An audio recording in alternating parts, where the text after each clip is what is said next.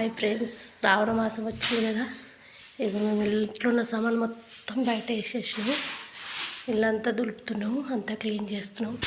వచ్చేది వరలక్ష్మి వ్రతము, అన్ని పూజలు అవుతాయి కాబట్టి అన్ని సామాన్ అంతా బయట వేసి క్లీన్గా వస్తున్నాము. ఎంత చెత్త వస్తుంది, జస్ట్ అంతా నోట్లా పోతుంది. సామాన్ అంతా బయట పెట్టేస్తుంది.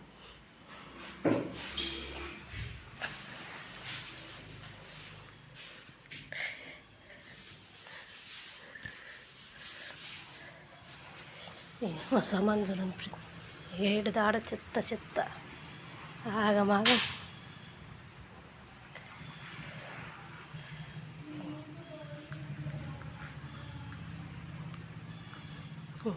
అన్నీ క్లీన్ చేసేసి సామాన్ అంతా బయట వేసి తోమేస్తున్నాం.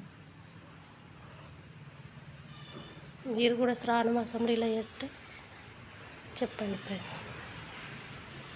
సామాన్ అంతా తోమేసుకోవాలి. ఇప్పుడు అంతా బయట పెట్టేసినాం, అంతా దులిపి ఇల్లంతా దులిపి సదిరేసేయాలి. ఇవన్నీ తోమేసి